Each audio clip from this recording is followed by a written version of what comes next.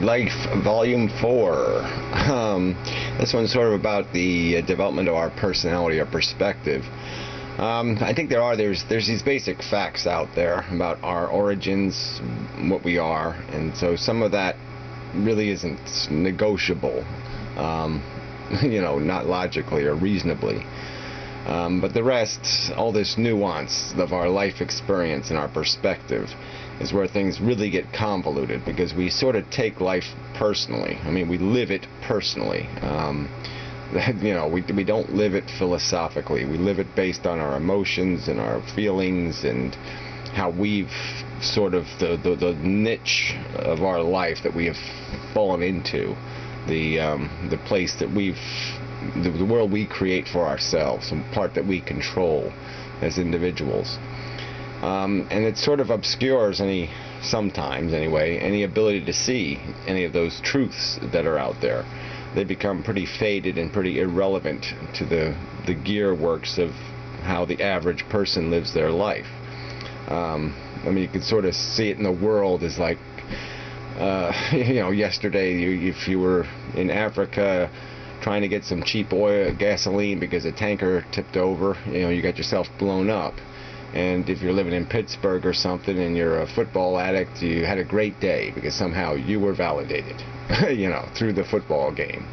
And it's just kind of bizarre that this is the human organism. It's not a standard anymore. It's not, all people aren't like dogs. Most dogs are dogs. They have individual personalities, but they're so dog-like. Humans have a huge, much larger amount of diversity. And so you sort of have to argue through some of that to get to anything I think that's meaningful philosophically. Because it's all so subjective. It's all dependent on that personal experience thing and how you get exposed to life and how life, what parts of life you find interesting or you become addicted to. And that's sort of an important word, because what we are, let's look at the natural machine. The machine of a living being is basically its consumption and then reproduction. It's still running, still operating like the original cell. The mission written by nature is to consume enough junk, get to a point where you can reproduce yourself. And we do it in this, instead of doing it in some, process that might take a few minutes, we take years, because of the part of the biosphere we found a place to live in. But anyways, and the nuances is all this psychology that comes with that mission.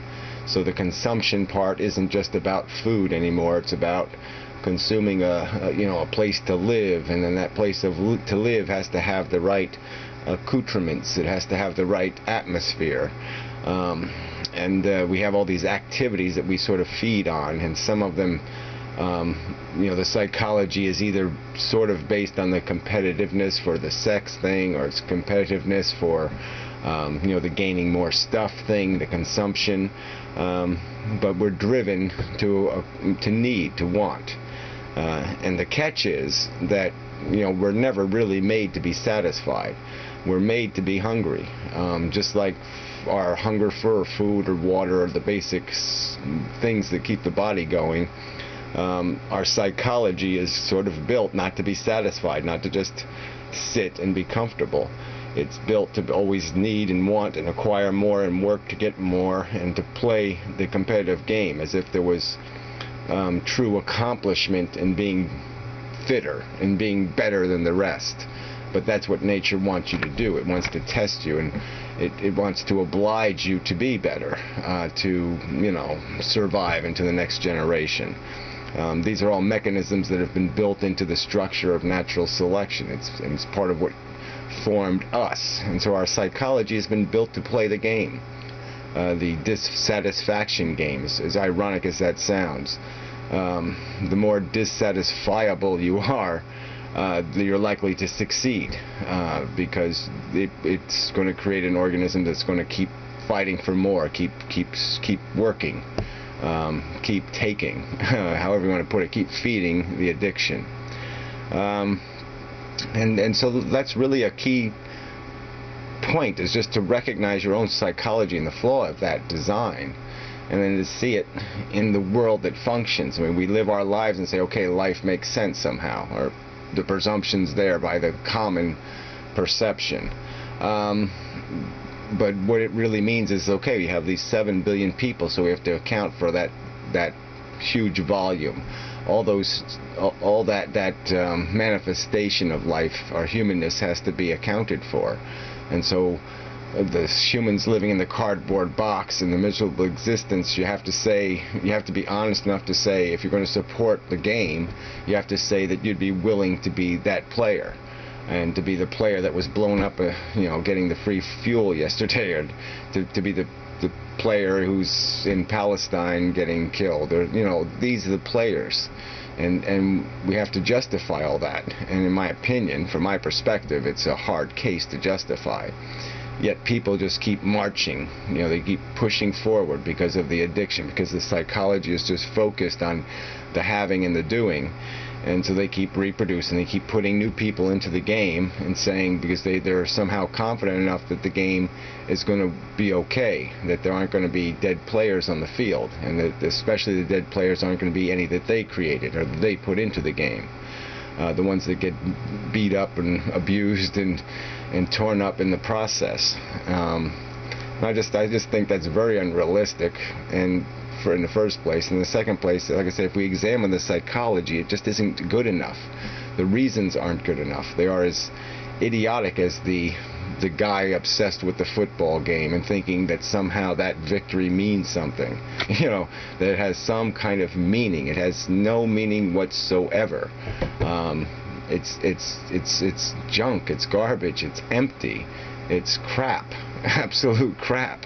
And yet somebody will think it's the most valuable piece of gold in the universe. This football victory. And that's what people are living for, is this nonsense. And all this enthusiasm is based on this nonsense, this chasing for these synthetic and plastic and just cheap successes and victories. Because and 10 years ago I got to this point in my life, and therefore life makes sense because I once climbed a mountain. I wasn't able to stay there, but I was there, and so therefore it makes sense. I mean, I don't know, I can't even, there's no cheap metaphor I can use to describe just how ludicrous this is when you really think about it. When you think that, like, everything we think is beautiful, everything we cherish is really made of nothing. It's made up of subjective crap. It only means something because our psychology has been conditioned to place value on it. It's just like our own hunger. The value isn't in the cupcake itself. The value is only in the fact that we are hungry for it, that we want it. And the want is just arbitrary. That this psychology can be bent in 7 billion different ways. And unfortunately for most people in the world, it's bent pretty sloppy and pretty crude and pretty wasteful and pretty ludicrous. We don't value seeing somebody protected from harm as much as we value some horrible, stupid risk of jumping over a cavern or something for no good reason. It's just the equations we have for what we value in this world. They're just so cheap and silly. 1 billion people will watch a television show about nothing, and then one that might be about something that could actually give them a piece of perspective and understanding. 5 people will be watching. We can see all of that in the world. And then even if you asked yourself, like I said, if you ask yourself the question honestly, what percentage of the human race would you want to live their life? Would you want to have been born in their country and grow up in their country and live the life they're living, with all their silly obsessions? I mean, I was watching a little clip of the Russians. I mean, they apparently, nominated their new Russian Catholic Pope guy or whatever.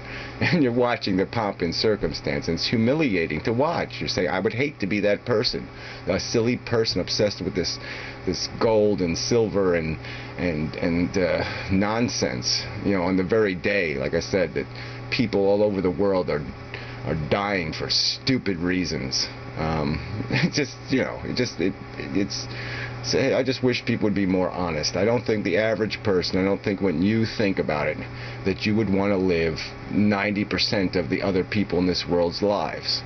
And so how can you embrace a system where in the future that's what you're subjecting the future generation to? They're going to live those lives. They're going to live the 90% life. They're not going to live the 10% life or the 1% life or the 1 in 7 billion life. They're not going to live your life. They're not going to have your values. They're going to have those people's values. And they're going to behave like those people. They're going to be running in the streets, woo woo woo, because a football team won a stupid fucking game. Do you want to be that imbecile? But that's what you're subjecting us to. That's what you're subjecting consciousness to when you're all this gung-ho, life is great bullshit. I mean, we just need to pause a little bit. I mean, and in the face of my saying that word pause, me, this one little individual saying that, there will be people that will celebrate some crazy person who has 6 kids living in her parents' house, using fertility technology to have octuplets, So now she has 14 kids living in her parents' house. What the hell is that?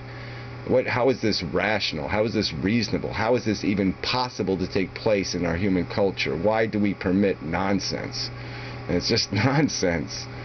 So, whatever. So that's volume 4, just a little bit of rant on human psychology. The psychology of human beings sucks. They're not only getting the philosophy wrong, they're not only getting the facts of life wrong, but their psychology, this egomaniacal, somehow just because I feel good or I think it's good, is just bullshit. So, enough said.